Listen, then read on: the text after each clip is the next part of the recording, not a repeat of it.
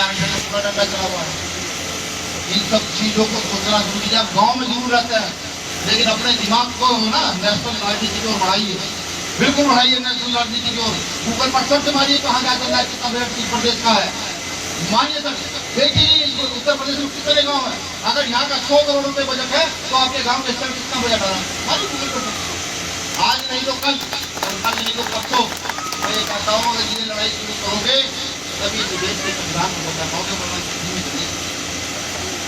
आज बीजेपी के लोग सड़क पर खड़े होकर अन्यायों का अत्याचारों का साथ देते हैं। मणिपुर के विषय में देखा सोशल मीडिया में, मणिपुर में एक दंगा चल रहा है पिछले 2-3 महीने। एक वीडियो अपलोड होती है, 2 बहनों को बिना कपड़ों को घुमाया जाता है, बहुत अभद्रता की जाती है। अब आप सोचिए, भारतीय जनता पार्टी की सरकार है मणिपुर में, केंद्र में सरकार है, वो अब तक वहां की सरकार को भंग नहीं कर पाई, ना वहां सुरक्षा की कोई व्यवस्था कर पाई। उनकी मानसिकता सोचिए कितनी नीचे जा चुकी है। आज आरक्षण के नाम पर छोटा सा टुकड़ा है, लोग कहते हैं कि आरक्षण आर्थिक आधार पर हो। देखिए, हरियाणा में जाट आरक्षण के लिए लड़ा, कई सौ लोग जेल गए, कई सौ लोग मारे गए। राजस्थान में गुर्जर आरक्षण के लिए लड़ा, कई सौ लोग मारे गए, कई सौ जेल गए। लेकिन यहाँ तथाकथित ब्राह्मण समझ जाती है लोग आरक्षण के लिए लड़े नहीं, अपना बिल संसद और विधानसभा में बैठकर पास करा लिया, ना कोई मरा ना कोई जेल गया। समझे? इसका कारण समझिए क्या, इसका एक ही कारण है, ताकत। अगर मैं कोशिश करूँ ना, खूब चीखू चिल्लाऊं, सड़क पर जाम लगा दूं, बंद कर दूं कि आपके गाँव में स्कूल करवा दूं, खुलवा देगा है नहीं तीनों का मेरी क्या मैंने टीम के सरकार से नहीं किया।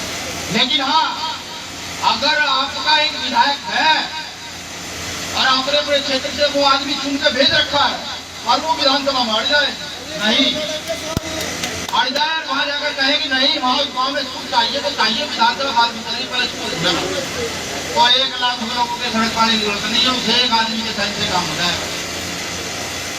मैं ये बात इसलिए बता रहा हूँ कि खूब आंदोलन कर लिए।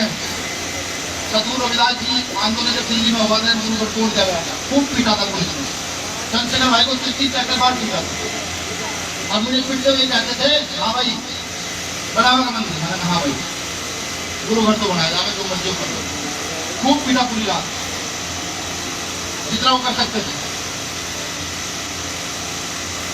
अगर उस समय कोई हमारी आवाज उठाने वाला होता, तो संसद विधानसभा मजबूत आदमी होता, तो जब पुलिस ने किसी का नाम ले लेके, जाति का नाम ले लेके पीट रही थी, वो ऐसा कर पाती, हिम्मत थी पुलिस ने किया, क्योंकि कोई सुरक्षा करने वाला नहीं। दलितों की आबादी बहुत ज्यादा, बहुत संख्यक है। क्या अनुसूचित जाति के लोगों में कोई ऐसा व्यक्ति नहीं है जो कोई देश का प्रधानमंत्री बन सके? नहीं। यहाँ की टट्टी हम उठाते हैं, गोबर हम उठाते हैं, सफाई हम करते हैं, केले की ठेली हम लगाते हैं, मजदूरी हम करते हैं। क्या काम हम नहीं करते इस देश के अंदर? जो काम हम करते, अगर हम 10 दिन में जो काम को करना बंद कर देना, यहाँ गंदगी उठ जाएगी। लेकिन सबसे ज्यादा गलत किसे मना रहा है? आज आपने देखा होगा, अब एक छोटा भाई मुझे समाया, खूब चीख कराना के खिलाफ बोला। अगर गुर्जर समाज के लिए सच कह दिया तो इसमें भी सरकार के पेट में दर्द हो गया, गोली चलवा दी। भाई सतगुरु रविदास जी ने लिखा कि चाहूँ में राज में मेरा कमल कौन, छोड़ बड़े सत्संग में राजा थे प्रसन्न, तो ये तो लिख दिया ना उन्होंने, इसको कोई काट सकता है? आप कह रहे किसी और ने लिखा है, ये गुरु जी ने लिखा ना। आज समाज के लोगों से युवाओं से मैं ये कहता हूँ, देश को आपकी आवश्यकता है, इस देश में चंद्रशेखर आजाद जैसे लोगों की आवश्यकता है, इस देश में चंद्रपाल मुखर्जी जैसे लोगों की आवश्यकता है। अब याद कीजिए वो समय जब 23 साल का भगत सिंह फांसी चढ़ रहा है, 23 साल का भगत सिंह, क्या सोच होगी उसकी, क्या विचारधारा होगी, उसने फांसी को खुद अपने मुझे छुमा। याद कीजिए, आज देश बिकने की कगार पर रहा है, समाज के अधिकार को सुनिश्चित करने ही करने हैं, लेकिन ये जो सरकार जो देश को बेच रही है, इसमें भी आपको मजबूती से साथ में खड़ा होना पड़ेगा, क्योंकि आजादी से पहले भी इस समाज ने इस देश के लिए बहुत कुछ किया है। इस बहुजन समाज के मतलब अपने प्राणों की आहुति दी है इस देश के लिए। तो आप लोगों को खड़ा होना पड़ेगा। अगर आज भी समाज वही लगता है, इधर उधर भटकता रहता है, भटकता ही रहता है, तो समझ लीजिए क्या होगा, परिणाम सोचिए क्या होगा। मुझे पता है मेरा परिणाम क्या होगा। अगर समाज एकजुट नहीं होता तो मुझ जैसे व्यक्ति के तो छोटे छोटे पीस काट कर फेंक दिए जाएंगे, क्या कुछ जैसा यहाँ हो रहा, आज हो रहा।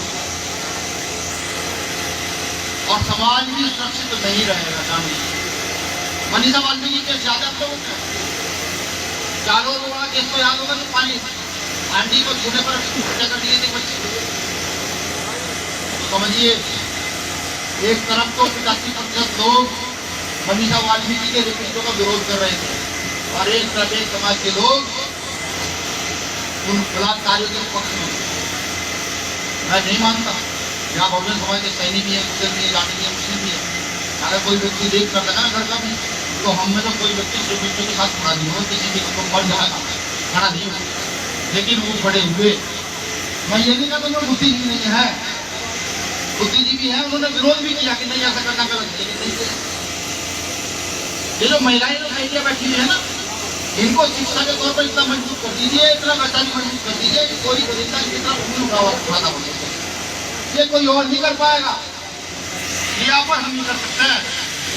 और ये तब तक नहीं होगा जब तक हम मान नहीं लेते और मान नहीं लेते। तो मैं यही सबसे कहता हूँ कि ये एक मजबूरी है, ये मेरा दुख है जो मैं आपके लोगों के सामने रो रहा हूँ। मैंने देखा पूरे देश में जा जाकर के समाज की स्थितियाँ क्या है। आज भी समाज की बुरी स्थिति से गुजर रहा है, मैंने ये देखा। क्या कर सकते, तो मैं यही निवेदन करता हूँ कि भीम आर्मी से जुड़े पर भीम आर्मी के लोगों को मौका दें। ये लिख लीजिए आप, भीम आर्मी के खिलाफ सारी तंत्र है, सारी ताकत सरकार की है, वो सरकार में नहीं है, उनकी भी ताकत भीम आर्मी के खिलाफ है। कि वो जानते हैं कि अगर ये लोग ताकत में आए तो इस देश में नई राजनीति के लोग पैदा होकर गांव से निकल कर नेता वहां पर बैठेंगे विधानसभा में, वो जानते हैं। तो मैं आपसे यही निवेदन करता हूँ, एक बार कंधा मजबूत करने का काम करें। जिस दिन आप कंधा मजबूत कर देंगे उस दिन समझिएगा क्या होगा। जो लोग आज पूरे देश के अंदर ना डरते हो, जो मुख्यमंत्री प्रधानमंत्री के खिलाफ खड़े हो जाते हो, जिस दिन वो ताकत में होंगे, सत्ता में होंगे, उस दिन सोचिए कितना बड़ा बदलाव इस देश में किया जाता है। कितने सारे स्कूल, कितने सारे हॉस्पिटल इस देश में खोले जा सकते हैं, ना जाने कितनी धर्मशालाएं, जहाँ हमारी लाइब्रेरी उन तक के बेहतर धर्मशालाएं वो बनाई जा सकती है। तो आप सबसे निवेदन है कि मेरे इस दर्द को समझने का प्रयास करें। ये कोई भाषण नहीं है, ये वो दर्द है जो मैंने पूरे देश में घूम करके महसूस किया। मैं ना जाने कितनी ऐसी बेटे से मिला हूँ जिनके साथ दुराचार हुए, कितने ऐसे बुजुर्गों से मिला हूँ जिनकी पगड़ी को बार बार उछाला गया, मैं कितने ऐसे भाइयों से मिला हूँ जिनके साथ बहुत कुछ गलत हुआ। तो मेरा निवेदन यही है कि सब लोग सहयोग करें और इस बार भीम आर्मी आजाद समाज पार्टी के लोगों को मौका देने का काम करें। मुझे आशा ही नहीं, पूरी उम्मीद है कि मेरे इस दर्द को आप लोग समझेंगे और इस दर्द को घर घर तक, गाँव गाँव तक पहुँचाने का काम करेंगे कि अब नहीं सहा जाता, बिल्कुल नहीं सहा जाता। और ये कोई राजनीतिक भाषण नहीं है, नहीं आपको लगा होगा कि मेरा मतलब यहाँ राजनीतिक भाषण दे रहा है। ये वो समाज की नीति जो मैंने सीखी, तो मैं समाज के गाँव गाँव घर घर जाकर सीखा हूँ, जितना मुझे एक्सपीरियंस हो पाया। मुझे पूरी उम्मीद है